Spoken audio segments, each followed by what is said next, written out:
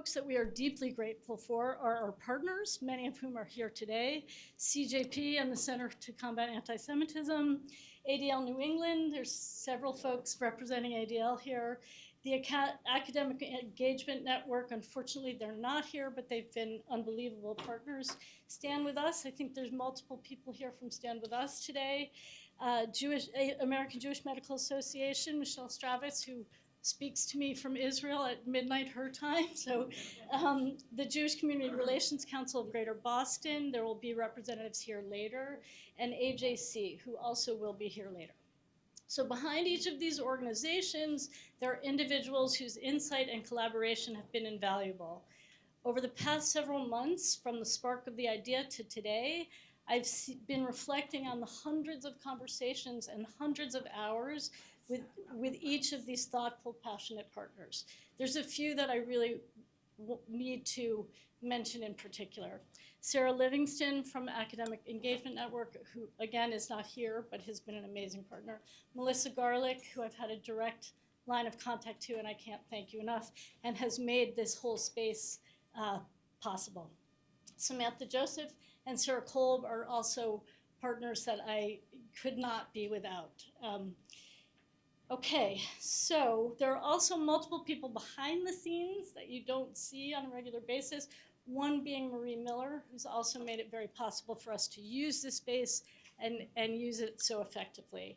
And Josh Shukoff, who's also from Academic Engagement Network. For those who are not involved with Academic Engagement Network, I really encourage you to learn more about it. These exchanges have been a real source of hope, because beyond sharing knowledge and data today, our purpose is to connect, to listen, to learn from one another, and to leave with new ideas, resources, and partnerships. We're not going to exhaust all the data, we're not going to exhaust all the information, but we will make connections and have ideas for how to move forward. We hope you leave inspired, both personally and professionally. There is tremendous expertise and lived experience in this room, so definitely draw from and learn from one another. Okay, there's also a variety of stages. Everybody is connected to healthcare in some way: students, academics, administrators, providers, and patients. So everyone is learning at a different pace. So thank you for being here. Thank you for your time. Thank you for sharing your insights and your openness today. You forgot to mention Jackie Hart.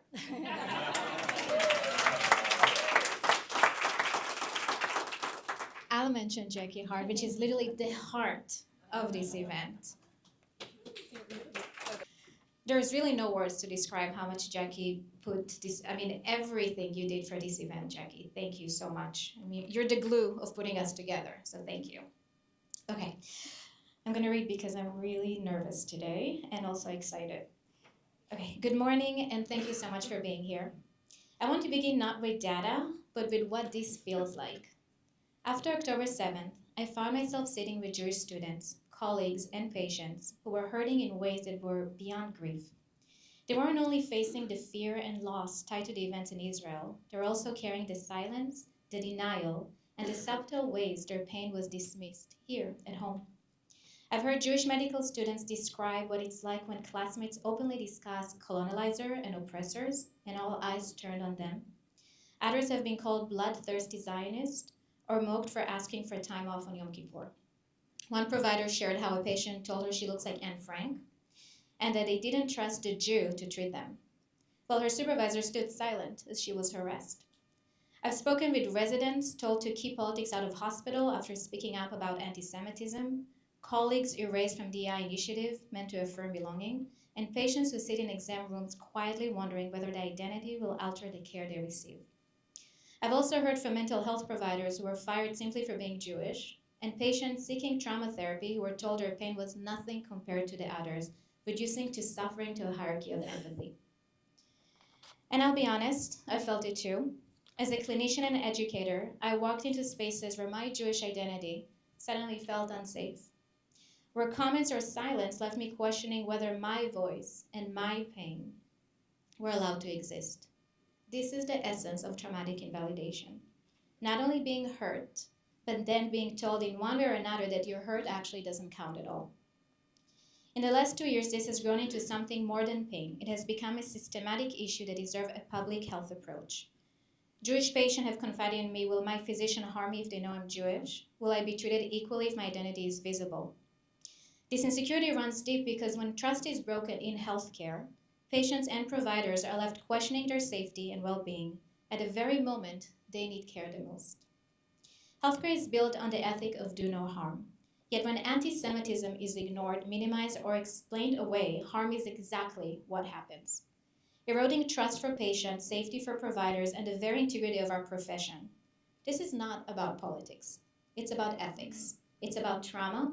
It's about whether healthcare lives up to the promise of healing. This is why we created this conference. Because the silence around anti-Semitism in healthcare is dangerous. The time for denial has passed. The time for action is now. We cannot look away, because to stay silent is to allow the wound. Naming anti-Semitism is not about creating a division. It's about truth, about safety, and about healing. It's about ensuring that our hospitals, clinics, and classrooms live up to the mission to protect human dignity, to care for the vulnerable, and to build space for trust. So my hope for today is that we will not only name the harm, but that each of you will commit to repair it by listening, by validating, and by building trauma-informed practices to make healthcare safe for everyone. Do no harm is not a phrase to recite. It's a responsibility to live. Even if today's stories and data leave us overwhelmed, we still have a choice. And I choose in our capacity to rise. And in the words of Dr. Edith Eger, we can't choose to vanish the dark, but we can choose to kindle the light. So when we leave here today, committed to being that light for our patients, for our colleague, and for one another. Thank you.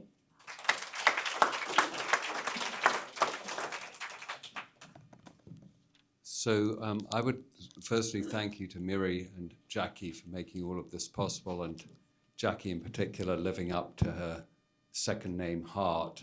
And this is all based on Hart here in many, many, many, many ways. Just prior to introducing Professor Peter Hotez, who is our keynote speaker, to open the meeting, I would say a couple of things that relate to Peter.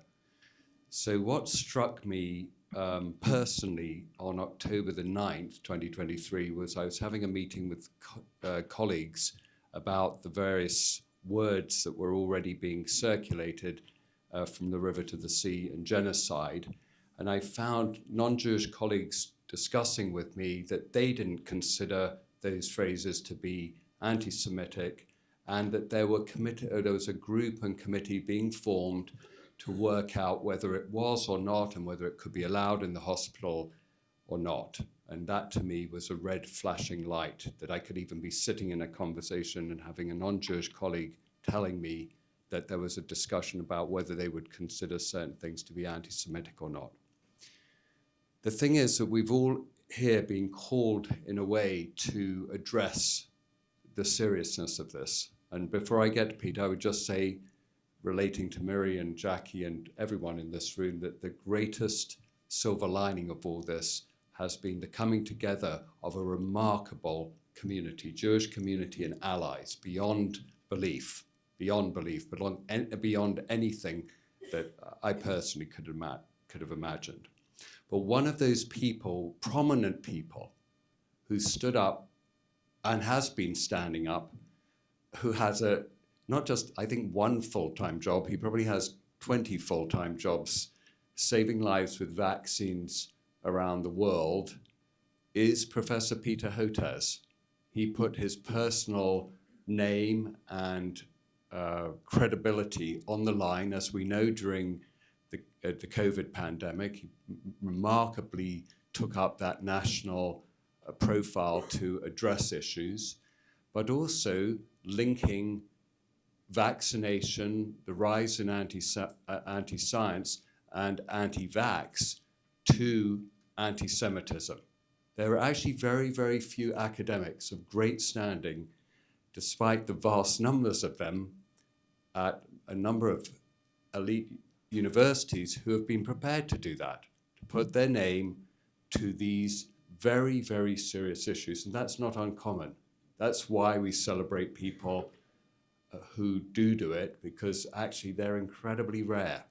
And Peter is one of those, and it gives me an enormous privilege to actually introduce him to speak today, not just because of his vaccine work, which is very close to my heart, but also for his clear statements and clarion calls about anti-Semitism, medicine, public health, and these linkages to anti-science and anti-vaccine. So without further ado, Peter introduced you. I'll change the slides for you because of the way we've got it set up. I would just say, Jackie said to me that we would appreciate it if people don't take videos at the meeting. We're obviously videoing it, and our amazing Dmitry and Anthony Drabinsky have come in on their spare time to be able to do this, and they're committed to this too. So, Peter, take it away from here. Thank you so much, Mark. And I think one of the previous individuals talked about silver linings, and for me, Dr. Poznansky, Mark is one of those silver linings. Having the opportunity to meet Mark has been really important and special in my life. And I remember the first time we first started talking, I forget it was on phone or Zoom, we were fighting to finish each other's sentences. So it was really nice to have that kind of immediate understanding about what's going on. By the way, even though I've been in Texas for 15 years, I'm from West Hartford, Connecticut, and both my brother and sister live in Boston. So I was hoping to get there for this conference, but I'll be back on November 14th. I'm being honored by the Museum of Science in Boston, and Mark has kindly invited me to speak at Mass General in December. So I hope to get a couple of trips up there. My brother Larry is actually just stepped down as former chief medical officer at Carney Hospital, and before that he was chief medical officer at New England Sinai. So he trained in Boston, and my sister Liz Kirschenbaum and her family's up there. So. Lots of Boston ties, and of course I did my residency in Boston, where Mark is. So let's go to the next slide, Mark. I think that's officially number 2. Yeah. So just a word about how I got into this. I didn't set out in life speaking about anti-Semitism. It hadn't really been a big issue growing up in West Hartford, Connecticut.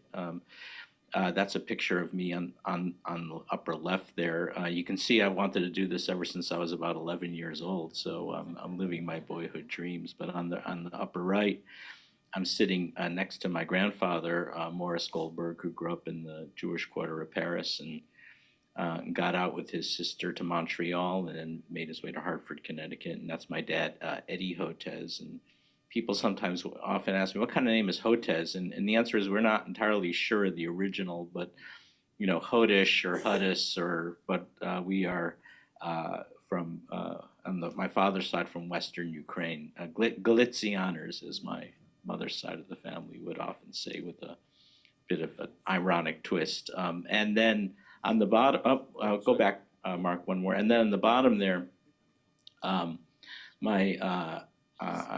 my cousin is Phil Lazowski, Rabbi Phil Lazowski, who some of you may know, in Bloomfield, Connecticut. And he and his wife, Ruth Rabinowitz, married in this extraordinary story. They were hidden by partisans in the forest. There's been a couple of books written about them. So, and then it was, Phil, Rabbi Phil Lazowski, who's now 98, and who really taught me about this concept of tikkun olam and repairing the world, and that has been a driving force for me to do what I do, as I'm sure it's true for Mark as well. Next slide, please.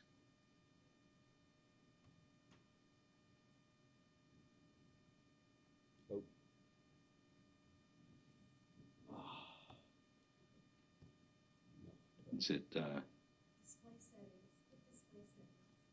can't see it.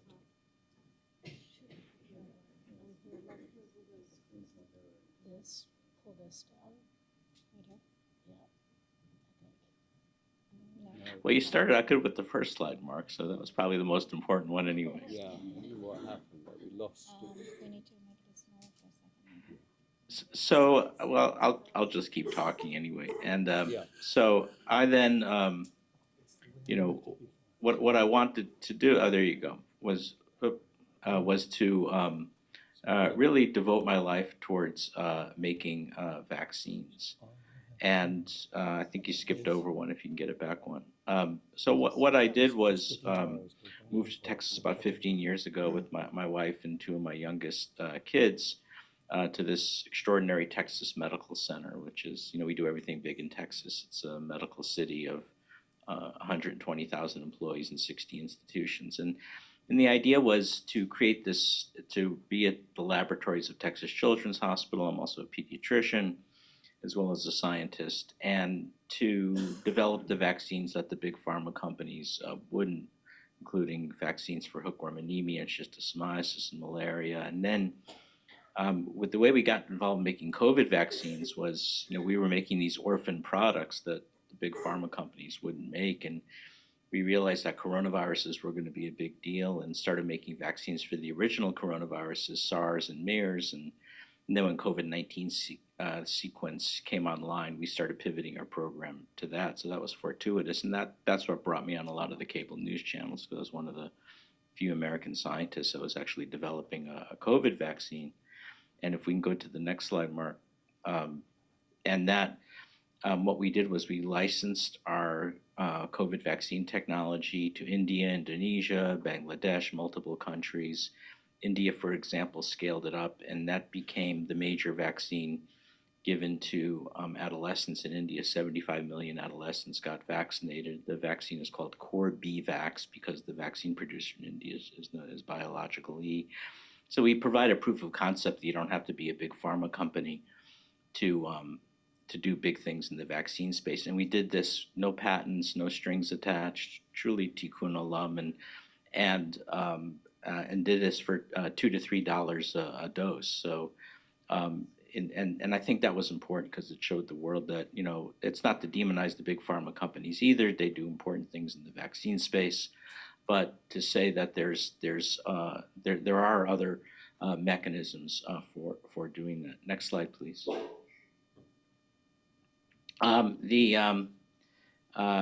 other irony, of course, is that we licensed the vaccine to Indonesia as well, and as many people know, Indonesia is the world's largest Muslim majority country, and we had told the Indonesians that this vaccine technology is a vegan technology because no animal cells, human cells, animal proteins, human proteins, and because of that, they were able to work with. It's a sort of a truly a vegan technology. So because of that, they were able to work with their clergy and get it certified as I think the first, maybe only halal COVID vaccine. So as I sometimes joke, it took the Jewish guy to make the halal COVID vaccine for the Muslim world, and so that irony is not lost on me. Next slide. So that was the plan part. The plan part, that's what I wanted to do with my life, was make low-cost vaccines for the world. And so I did, back in the 80s, I did my MD and PhD in New York City. That's on the left there at the Rockefeller University and Weill Cornell Medical College in an MD PhD program. And our hookworm vaccine that I worked on as an MD PhD student is now showing widespread protection, 40 years later, which is the right time frame for some of these vaccines. But, as John Lennon says, life is what happens when you're busy making other plans. And I had met my wife Ann in graduate school and medical school. We'd been married 38 years, and I was also Jewish. And at that time, we lived at Rockefeller University for $44 a month. That tells you how long this goes back, living on the Upper East Side for $44 a month. And then we had 4 adult kids, including Rachel, who has autism and intellectual disabilities. And if you remember, the original assertion against vaccines was vaccines causing autism. And that's kind of how I started this path.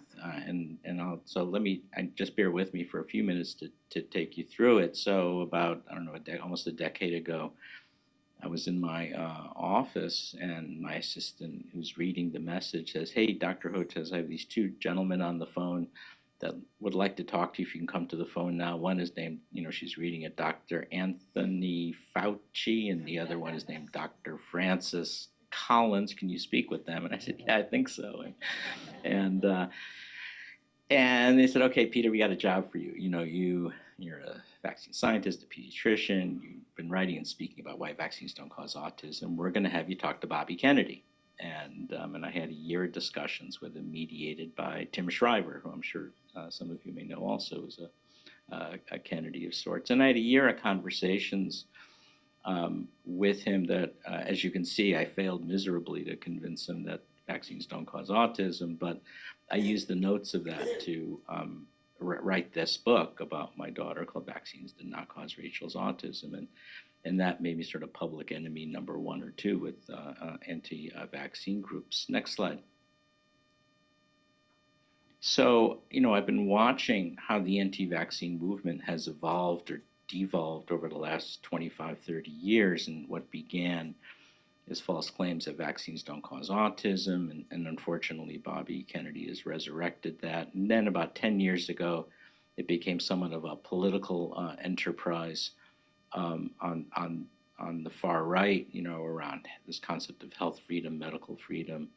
You can't tell us what to do with our kids. And then the third iteration, which is piled on, is this very pernicious wellness and influencer industry that buys up what it can in bulk and then jacks up the price and pairs it with $1,500 telehealth visits. I don't know if my slide changer has left us or. I haven't. No. The thing is, can you share your? I'll unshare this so that you share your slides from because the people online can't see the slides. The people online cannot see the slides. Okay, I can do that. Sure. So you're going to get out of this? Yeah. Hang on a minute. I'll just let you know while we're waiting for this transition that, can people hear me? Dr. Hotez is squeezing this in before he was on Ali Velshi. No. Actually, Velshi canceled. So he had more important things to do. Okay. And also now, what's wonderful is we can now see you here. So yes. Okay. Fantastic. So okay. Can you see these slides now? Much better now. Yeah. Sorry about that. And thank you, Ivona. Oh, no worries.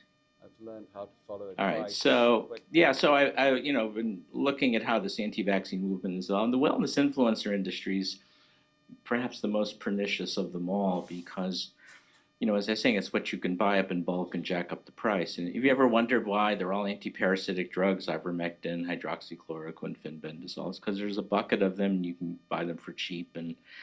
And so it's pure profit. Unfortunately, for their model to work, they can't just push the snake oil. What they've got to do is attack, serious biomedical scientists and portray them as cartoon villains. And that's where the kind of the anti-Semitism first started to spring up. So, and by the way, this is the book. That's Rachel. She's now an adult, and the book does a detailed dive showing the science of why vaccines don't cause autism. I also go a lot into the genetics of autism. We did genomic sequencing on Rachel. My wife Ann and I found Rachel's autism gene.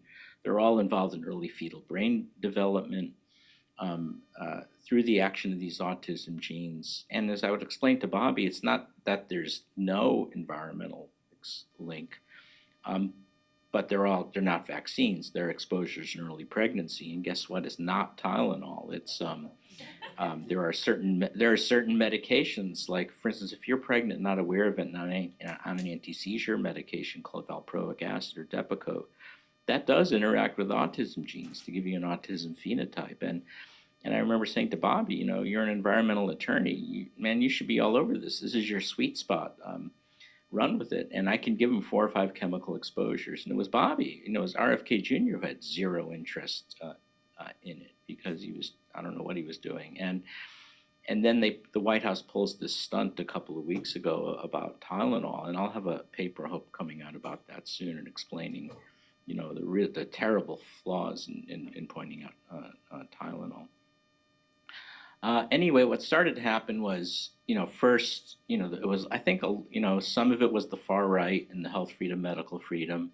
I had our friend Steve Bannon, when Steve Bannon calls you a criminal, and that's serious stuff. I mean, talk about an authoritative source. And these are, some of the pictures, better pictures online, and the stalkings. And I don't have to show the emails to shock you, but just to give you a sense of what this is about. So this guy here, he puts it all in the subject line. He goes, "Doctor, I use that term loosely, Hotez, you print one more paper or blog suggesting the roundup of free citizens," which of course I don't, but it's this health freedom libertarian concept, to get an unproven, untested shot that's no more a vaccine than an M&M is, which is all nonsense, of course. And I'll suggest all my patriot friends that you be hunted, so the army of patriots coming to hunt me down.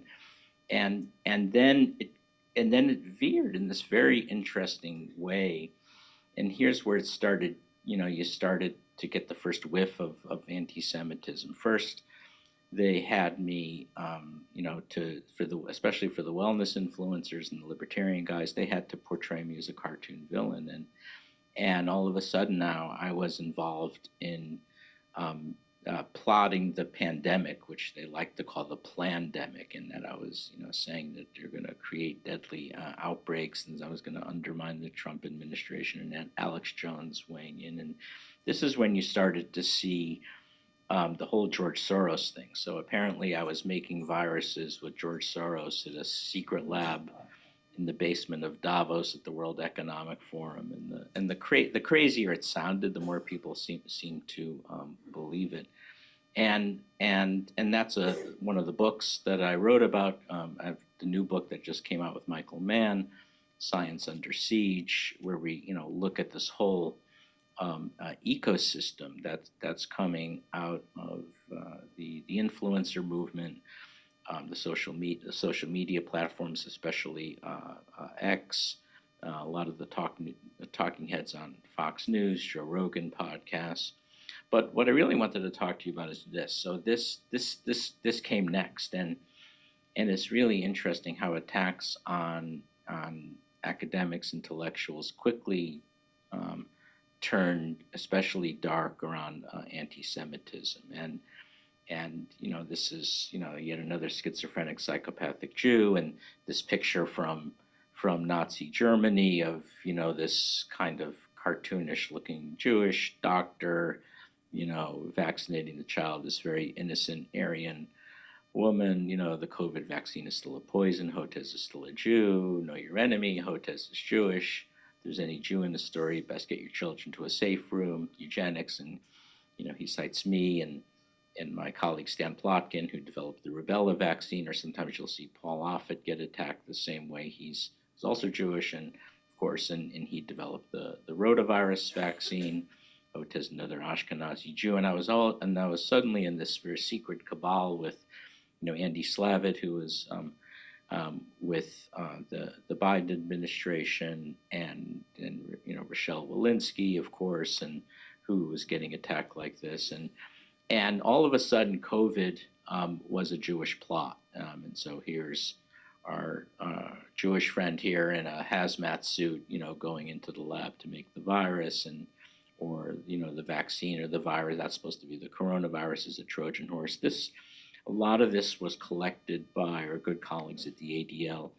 The ADL has been really helpful for me because one of the things that ADL has done is really help me connect the dots, because you're saying, where the heck is this coming from? And the ADL, as you may know, has different chapters. So here in Texas, it's the Southwest chapter, and there's one woman there who's a complete hero of mine. Her name is Dina Marks, and maybe some of you know her. And she was the one, that realized that these anti-Semitic threats were more than just idle threats. Some of them were bona fide attempts to stalk and kill me, and connected me with the Houston Police Department and the Harris County Sheriff's Office. And one of the things the ADL has, and maybe we'll talk about that today, is they have this extraordinary data monitoring center based in Chicago, where they can, look at an uptake in the anti-Semitic threats, and then, if you're on their list of people who need help, they can flag it for you and warn you, when this thing is coming. And then I started getting the swastikas sent to my home on multiple occasions, this one was sent to my home on 2 different occasions. Came from a Michigan address, and it's an excuse. Any excuse to use Nazi imagery is they never miss that opportunity, and so that's definitely a component here. And then how do you respond to this? So here I am, and part of this cabal here. Rochelle Walensky, I know well, and Andy Slavitt. Borla, the CEO of Pfizer, I've not met, but who's Jewish, and there's a lot of sort of reverse gaslighting, and as I say, they just love using their Nazi imagery, so comparing me to Mengele and this kind of stuff, and then I started getting interested in it and decided to start writing about it. And it was hard to get published because, it's not the typical kind of thing you'd find in a biomedical journal. And of course, I'm not a social scientist, so I don't speak the language of social science. So it finally, there's a journal based in Israel, the Maimonides Medical Journal, who Barry Collar from Rockefeller University told me about. And we published some of the emails and just to kind of put it out there. So this guy here, as I say, there's a lot of excuses to use Nazi imagery. Peter, 75 years ago, people like you were tried, convicted, hung by the neck until dead. There's a lawyers committee right now collecting the names of people to be indicted for Nuremberg crimes. So part of this kind of reverse psychology, anti-Jewish, anti-Semitism component, basically says now it's the Jews' turn to be, tried and hanged at Nuremberg. And, he writes, I'm turning your name over to the prosecutor's legal team. He gives me a website. And then he says, may the force be with you. So I got that going for me. And then, there's another one. We'll be blessed with your presence at the trial for those who have, committed crimes against humanity. I hope you develop a conscience before it's too late. Karma wins, and let's see, this guy here writes, how does it feel to be a medical fascist? Why do you lie? You're a disgusting man. You peddle fear, and your obsession with vaccines is gross and cheap. You kosher son of a pickle eater. I think that was probably a bad translation from the Russian, I'm guessing. This one here says, you are killing millions, perhaps billions, with your pro-genetic engineered vaccine propaganda. It will give autoimmune disease and early death. I hope you enjoy maggots, because when you die, you're burning in hell. That's the only companionship you'll have. So I wrote 2 articles about this, one in the Maimonides Medical Journal, then a lengthier piece, which was published in Perspectives in Biology and Medicine, comparing the links between anti-science and anti-Semitism, because I started to say, okay, did this never happen before, or is there a historical precedent? And it turns out there is, of course, and of course we can go right back to the Black Death in 1347 to 1359, where just like the Jews today are being accused of creating the COVID virus, the Jews in the Rhineland and in Central Europe and elsewhere were accused of poisoning the wells, and there's been several analyses published on this, looking at, and one really interesting one that looked at that says that Christian majority populations killed or expelled its Jews after the Black Death, the bubonic plague hit, with half of the 363 cities with Jewish communities. And among the things they noticed was that certain cities were predisposed to anti-Semitism because they were located along routes that knights first traveled during the First Crusade in 1096. It was also noted that plague had struck around Christian holidays, especially Easter, which Jews were blamed for the crucifixion. So that was bad timing. Interestingly, this paper by Johnson finds that among the communities that expelled the Jews, compared those that did not and those that did, and after the bubonic plague, in terms of economic recovery, is much faster in the communities that did not expel the Jews. And of course, this is what led my answers and many of your answers, I'm sure, to relocate out of the Rhineland to Eastern Europe, invited by King Casimir, and to live there. And then this is what created this whole Jewish Renaissance. There's a fantastic book which didn't get a lot of attention. It's quite detailed, but it's quite a good book, Yiddish Civilization, The Rise and Fall of a Forgotten Nation.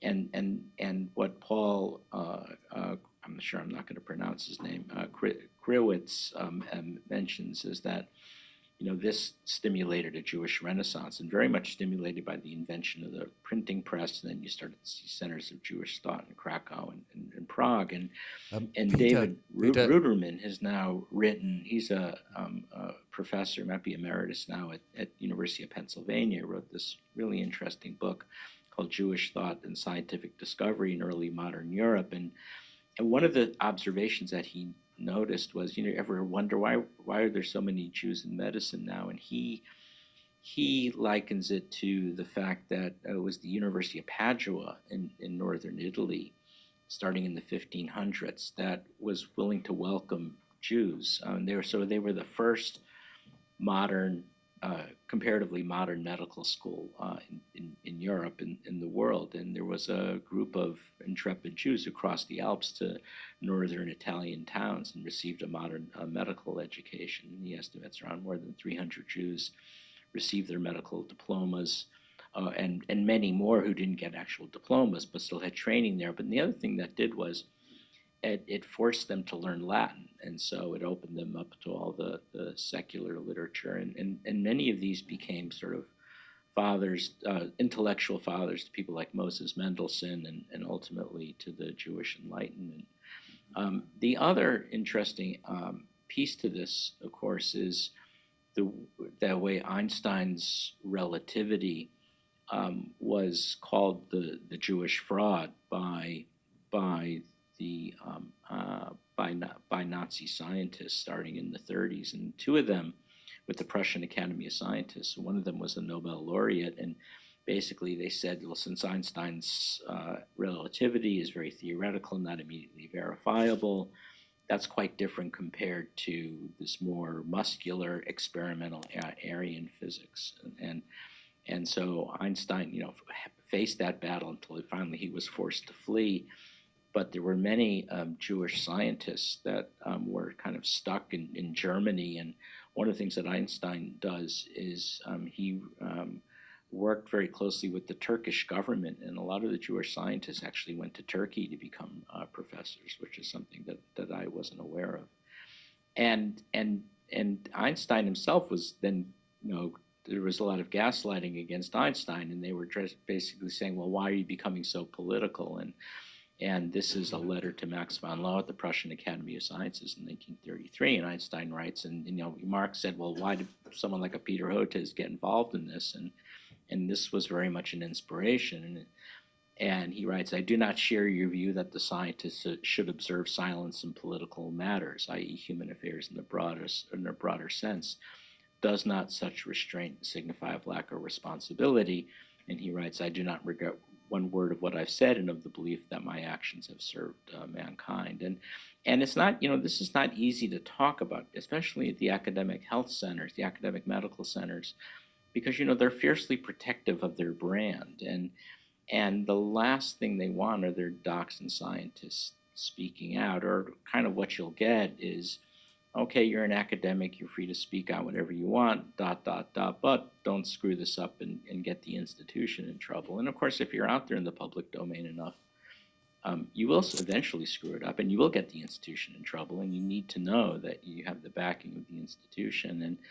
And I struck up a friendship with Mike Rothschild, who at the beginning of the book he says, by the way, I'm not a Rothschild, not one of those Rothschilds, but he wrote this extraordinary book called Jewish Space Lasers, obviously after Marjorie Taylor Greene's comment and on the Rothschilds and 200 years of conspiracy theories. And so this idea of Jewish cabals, Jewish conspiracies, is very old and goes back to Mayer Rothschild, who in the 1700s and revolutionized the banking world. And Rothschild, got blamed for the sinking in the Titanic, or one or more Rothschilds for sinking the Titanic, or causing the Great Depression, to creating the COVID pandemic. And now it's mostly switched to Soros. So it's the same kind of a thing. And these Jewish and globalist tropes continues.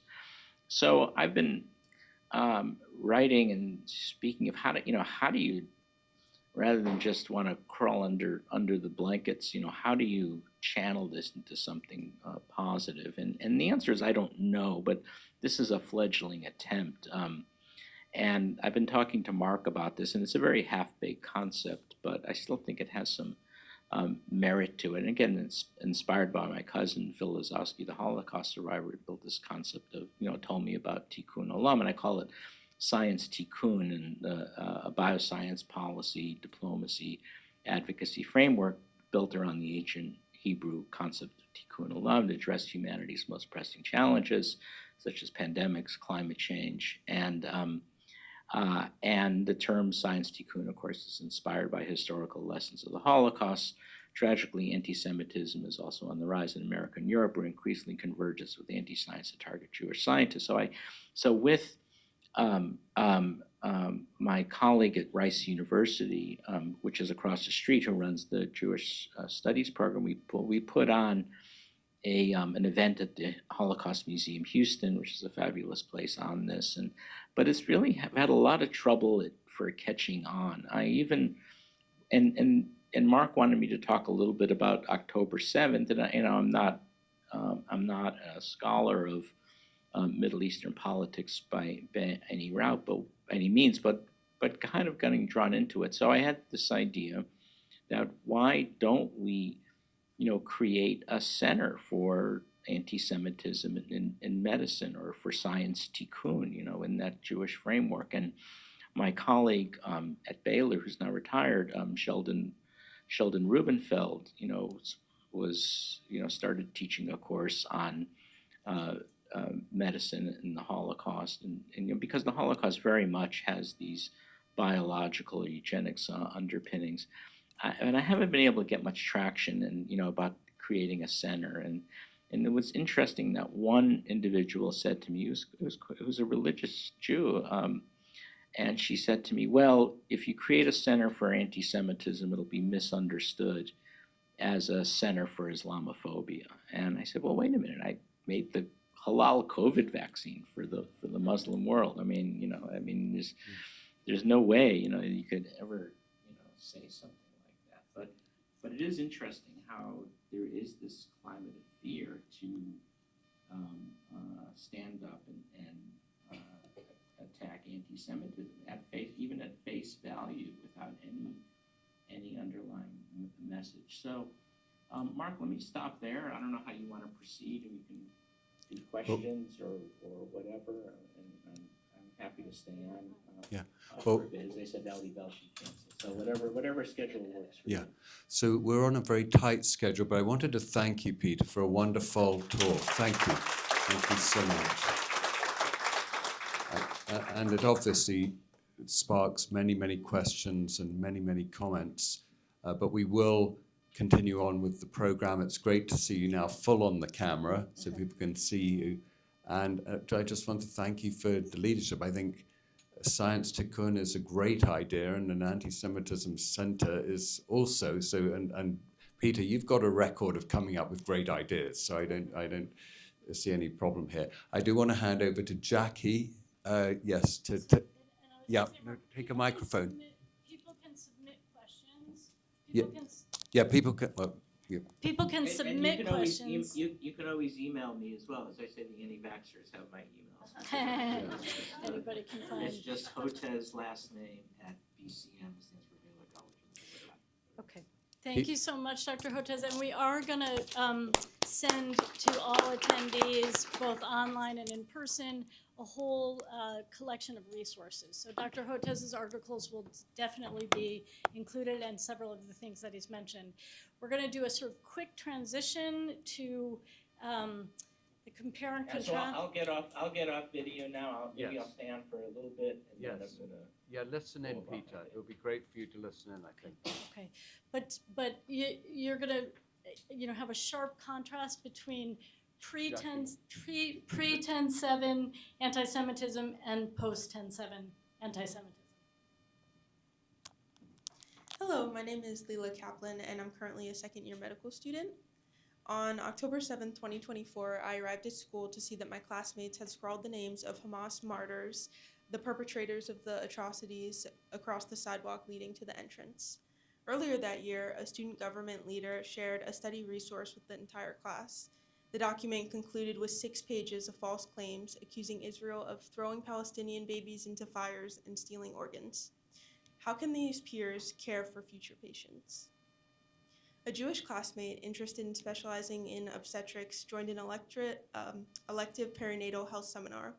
The invited faculty physician, a prominent member of the OBGYN department and also leader for Doctors Without Borders, did not discuss perinatal health. She presented on Israel's genocide of Palestinians. She called Israel a war machine, claimed that soldiers break into hospitals to kill patients, and accused Israel of systematically dehumanizing Palestinians, blocking aid, targeting healthcare workers, and more. How can I trust healthcare providers to administer fair, impartial care? How can I trust these current and future colleagues to work compassionately side by side? Thank you.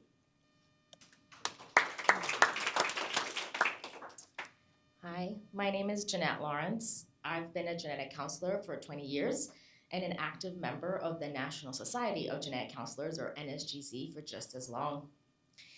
As a Latina and Jewish genetic counselor, I have dedicated my career to helping families through some of the most difficult moments of their lives and to advancing equity and compassion within my profession. In 2023, a few colleagues and I submitted a petition asking NSGC to reconsider inviting a conference speaker who had made anti-Semitic public posts. Our request was simple. NSGC should uphold its own standards for inclusion. After more than 450 people had signed in support, I began receiving threats such as, "All Jews will die," "You have what's coming," "I know what will happen to you." I reached out to NSGC leadership, most of them I knew from DEI committees I worked with, and only one person asked if I was okay. The rest stayed silent. Then, in 2025, NSGC sponsored a webinar titled "The Face of Eugenics." One of the speakers described Zionism as racism, compared Holocaust victims to Palestinians, and called Israel a colonizing nation practicing medical apartheid. When I filed a complaint, NSGC simply added a disclaimer to the webinar that the views of the speaker do not represent the views of NSGC. When I then complained that disclaimers do not absolve an organization or a speaker from adhering to code of conduct or maintaining a safe, professional, and inclusive educational environment, they have once again stayed silent. How can we serve within a professional organization that doesn't protect all of its members equally?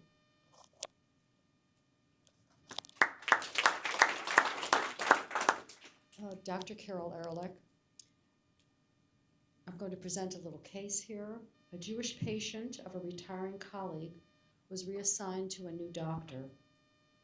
That new physician's social media included posts liking pro-Hamas entries and doubting reports of Hamas committing acts of sexual violence.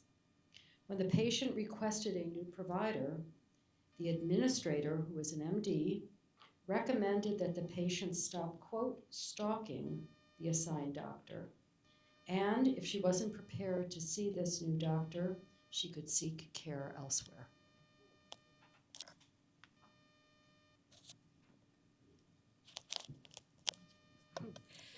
So in the wake of some of these disturbing realities, which I know many of us are facing on a regular basis or hearing daily, weekly, etc., we're going to move into a specific facilitated exercise. I'm just going to find my directions here. You have to stand a little bit back of the aisle because you. Okay.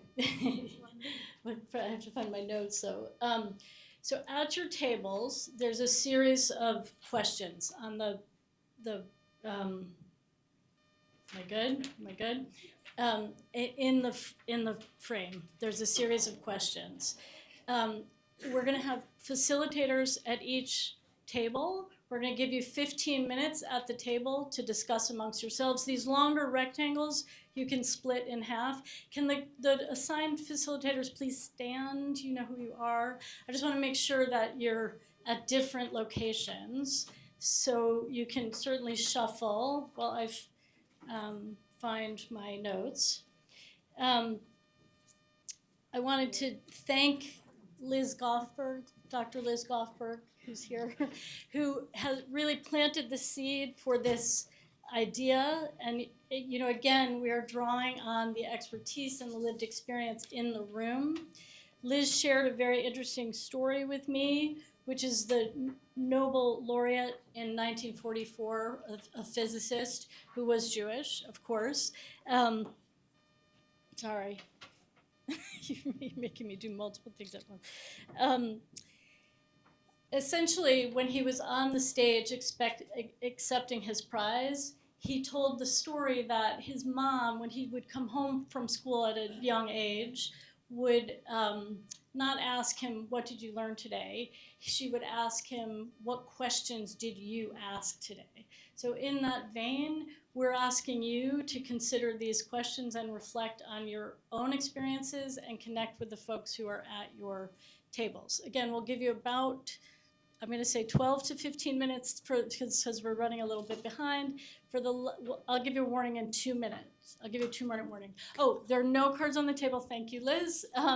Please, as I say 2 minutes, the facilitators will write down some really crucial burning questions that arise in the discussion. And just to the people who are participating online, thank you for joining us online, and thank you for participating in this meeting. We really appreciate it.